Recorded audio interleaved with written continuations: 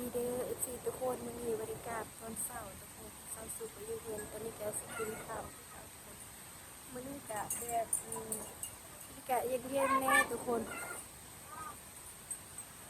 จังได๋เบิ่งนำกันเด้อนี่ก็คือหมู่บ้านอันนี้ก็คือหมู่บ้านสุขอันนี้ก็คือเฮือนสุขประมาณนี้ทุกคนนี่ตอนนี้ก็สิไปนั่งกินข้าวทุกคนว่าสิมีอาหารหยังเนาะกินทุกคนจังได๋นำกันเด้อ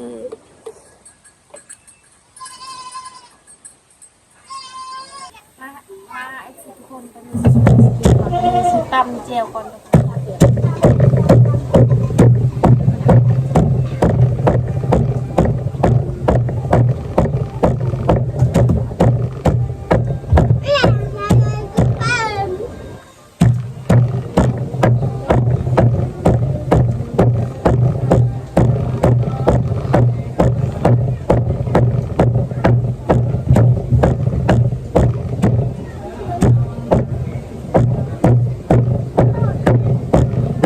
มีอาหารกินเค้ก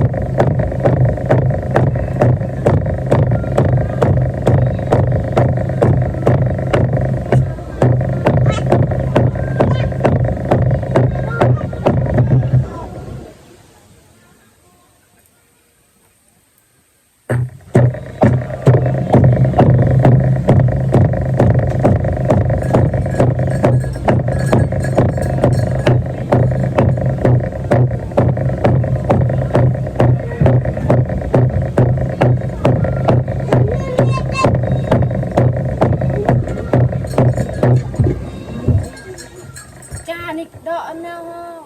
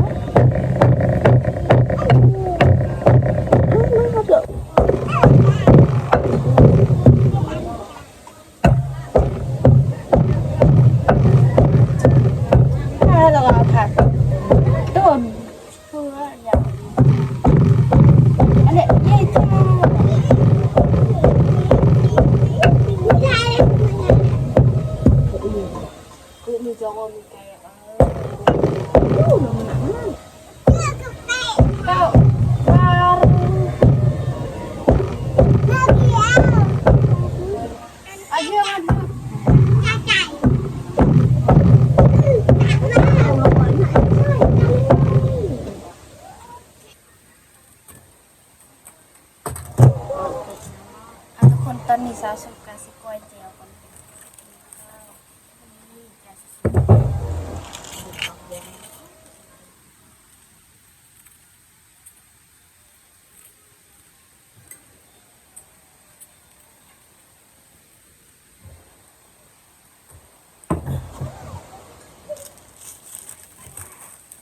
คือสาวสุกกะเบิด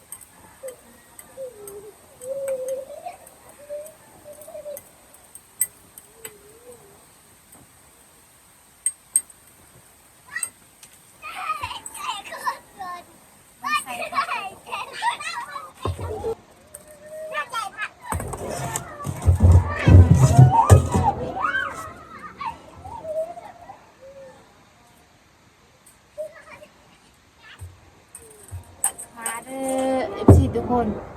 มากินข้าวน้ำกันทุกคนนี่ไก่กินไก่แซ่บๆกันเลยม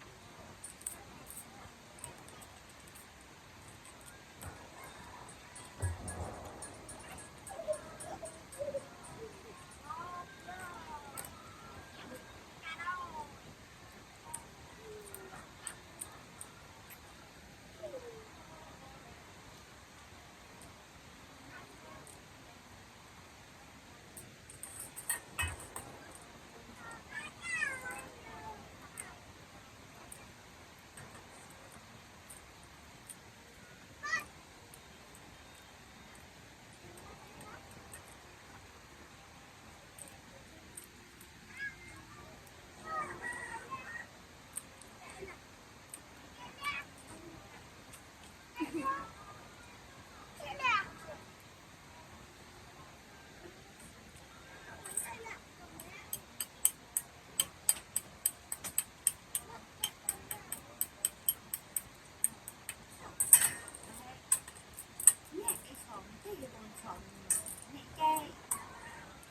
กลัวเลยดังดัก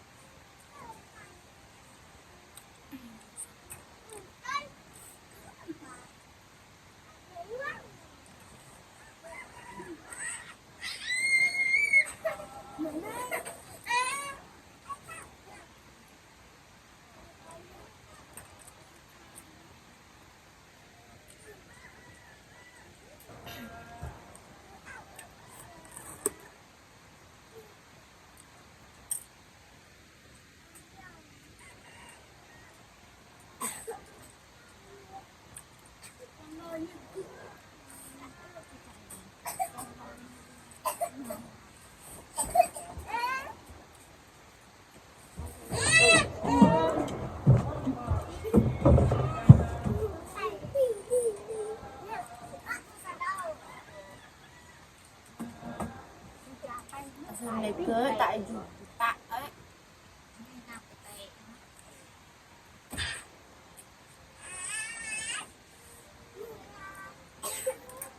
ช่องกระเบื้องเวลาลาขึ้น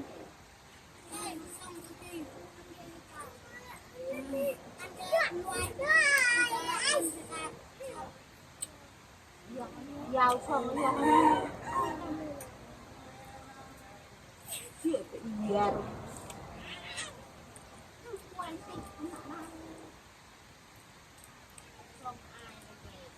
ผมเห็นเลยค่ะบ้านหลังที่ไปตาก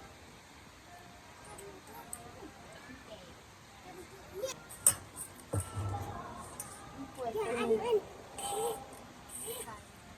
อันนั้น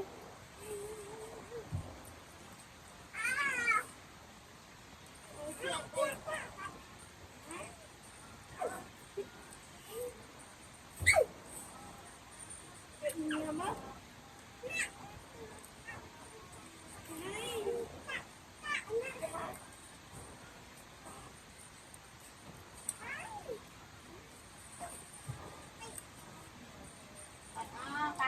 แหละรอเลยอันนี้ถูกฝังไป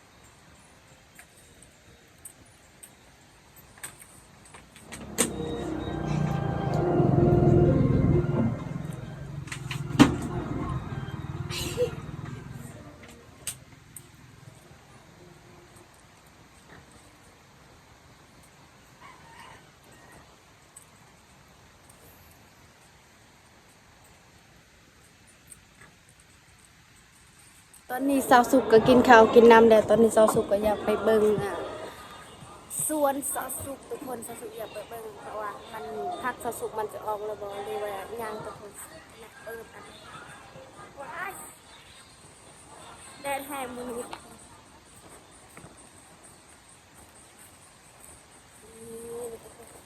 มาเบิ่งนำกันเลยว่าสิออกว่าทุกคน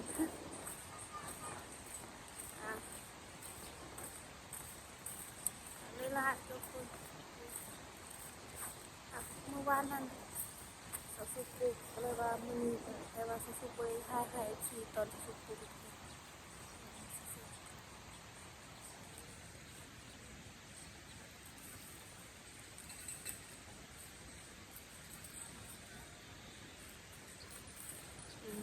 ข่าวมาเบิ่งเลย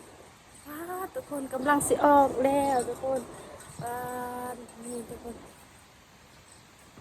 เห็นปะมันยังน้อยๆทุกคนเห็นบอก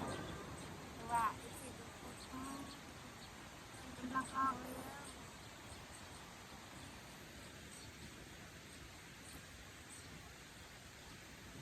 กำลังออกแล้วทุกคน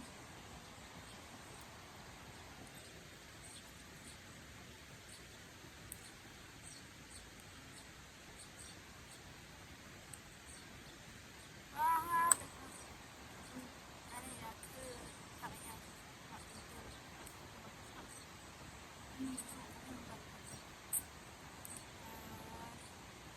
คิดว่ามันบ่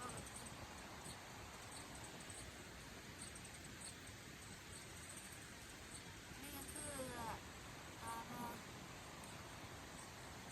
มาวันใหญ่ทุกคนมาวันใหญ่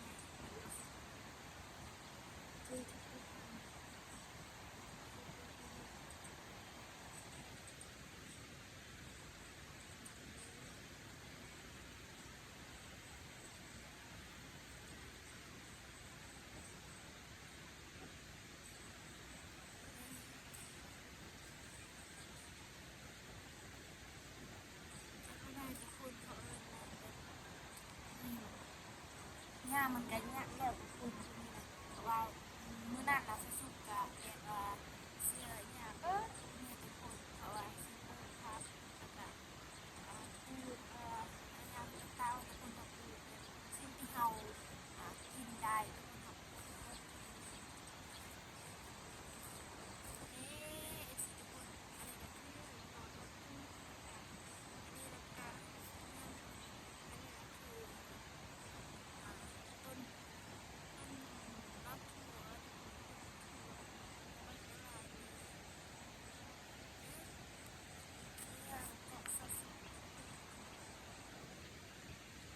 แบบบักไม่ได้เลยคนพูดลายพูดลายพูดลาย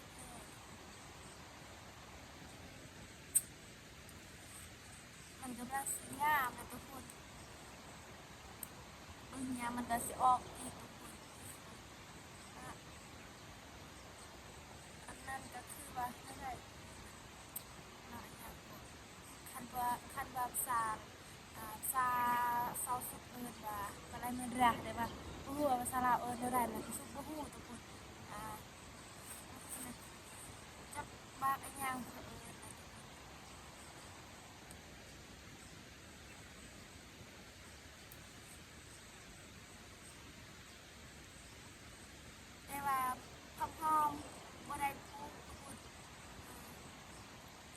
บ่พร้อมบ่มีเงินสิซื้อข้าวหอมผักชีแนวที่เฮาแกงกินบักหลายผักชีแล้วก็ผักอีตูแล้วก็ผักอีหยังก็บ่ค่อยเข้าใจปานใดส่วนที่สาวสุปลูกมีแต่มันบ่ได้หลายคนมันก็งามไปทุกคนงามแต่ว่าคันว่าเฮาปลูกอิหยังต้นต้นมะมีแล้วก็ต้นลำไยแล้วก็ยังก็มะขามแล้วก็ปลูกแต่ว่ายังบ่ใหญ่แต่มันยังน้อยก็ยังอีกซึ่งก็บ่ฮู้สิ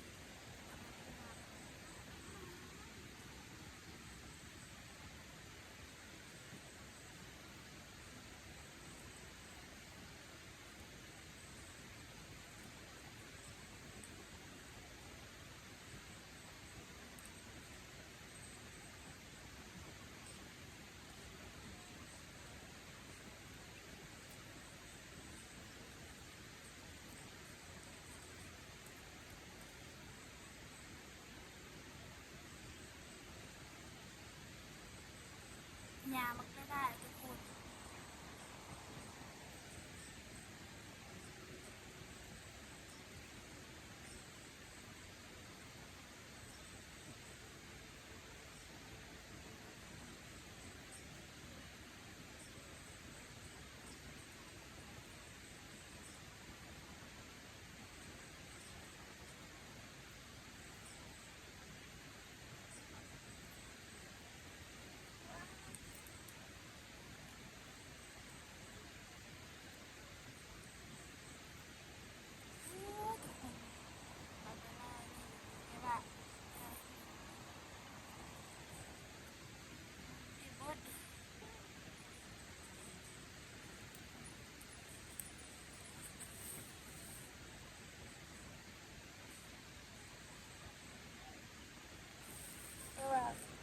มัน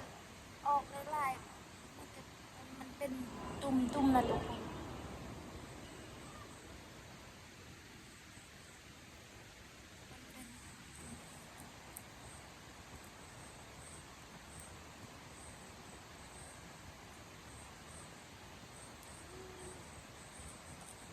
หญ้าก็แบบนี้แหละบักหลายเลยทุกคนคันบ่อนใดที่มันอยู่น่ะโคตรหลายแท้ทุกคน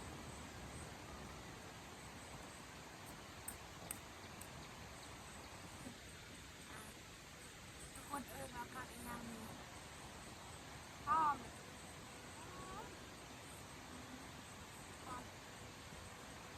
เวลาเขาแกงกับหน่อไม้โคตรแซ่บหอม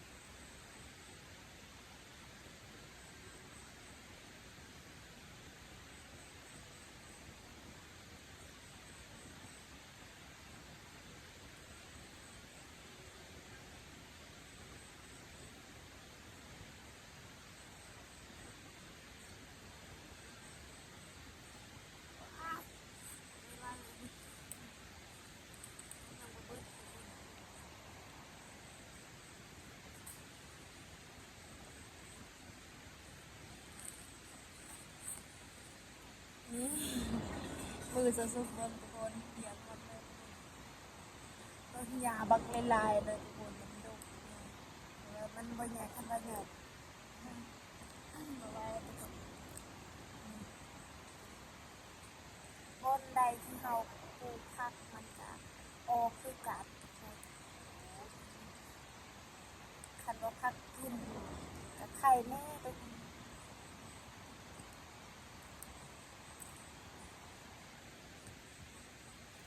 เปียกหมดเลยมือสุกเห็นบ่นี่ทุกคนเอิ้นว่าแนวใดอันนี้คันบอกมันเฮากินแบบ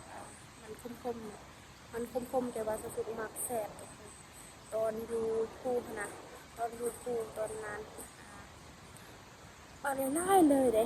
ปลูกเนาะปลูกตามสวนตามไร่ค่ะปลูกเวลาบ่มีหานกินก็เก็บบักหลายๆเลยมันก็อ่าแซ่บทุกคนเฮาต้มนะเฮากินป๊าดโคตรแซ่บเลยทุกคนสุกๆมักแฮงทุกคนตอนน้ำก็แบบอยู่ประมาณอ่า19 ปี9 ปีอะไรทุกคนอยู่ยูทูบอะไรประมาณนั้นแหละจนสุกใหญ่ยูทูบเลยทุกคนจนเมื่อได้ทูแล้วก็เป็นสาวเลยทุกคนมีหลายคนดีว่าเอ้ากินอย่างสุกตอนนั้นคืออย่างน้อยแต่ว่าอันนี้คือใหญ่แท้ใหญ่ทุกคนเขากินข้าว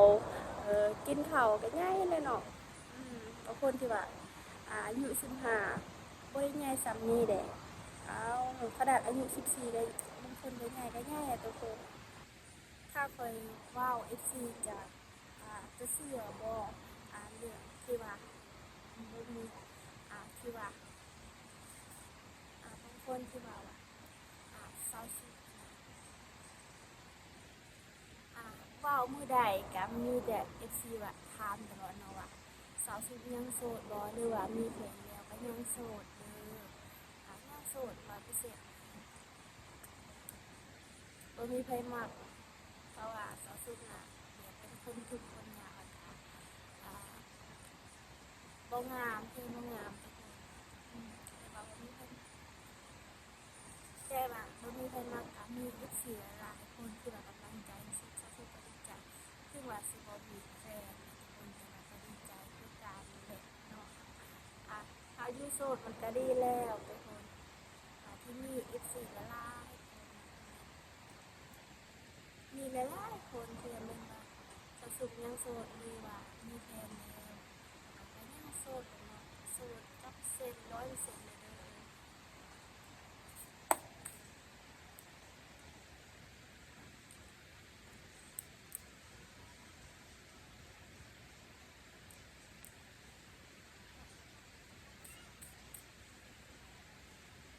อมีอาการร้อนแรงทุกคนแดดก็แดดทุกคนคันในหัวทุกคนบ่ได้สระผมเลยนี่รู้สึกว่ายังอยู่ในสวนพักสสุกทุกคนเพราะว่าสสุกเอาเบิ่งผักแล้วก็เสียหญ้าจับหญ้าบ่ให้มันออกตามผักเลยเพราะว่าเขาปลูกผักมันออกคือกันหญ้าสุกอันนั้นออกเบิดนะหญ้าแต่ว่ายังบ่เบิดทุกคนแต่ว่าตอนนี้น่ะสุกๆก็สิปลูกนี่ทุกคนสวนผักสุกๆก็ประมาณนี้แหละทุกคนเบิดบ่ได้กลัวว่าได้ทุกคนพอได้ปลูกผักแล้วก็ปลูกมันยังต่างๆที่แนวที่เฮากินเนาะอิหยังที่เฮากินเฮาก็ปลูกได้อิหยังที่เฮาสิกินเฮาก็ปลูก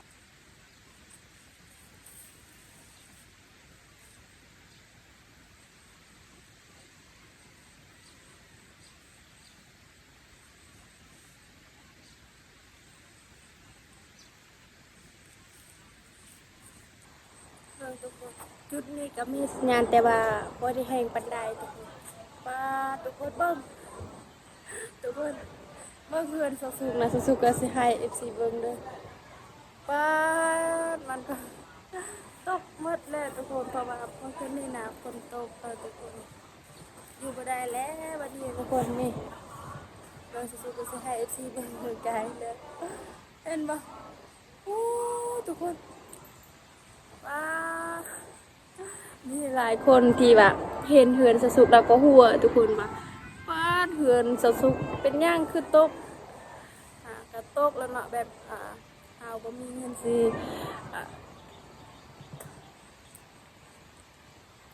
ท่านมีเงินสิซื้อสังกะสีแล้วก็สิเฮ็ดเฮือนไหมทุกคนแต่ว่าตอนนี้ก็ยังบ่มีเงินบ่ได้เฮ็ดทุกคนเบิ่งมันตกแล้วทุกคนเห็นบ่เฮือนสุกๆก็สิตกก็ตกแล้วบ่แม่นสิตกอีกเบื่อคือกับทุกคนเห็นของตัวเองมันก็แบบ เอาว่ามีเงินสิเฮ็ดเฮือนใหม่ทุกคนก็เลยว่าเบิ่งแบบเห็นบ่ทุกคน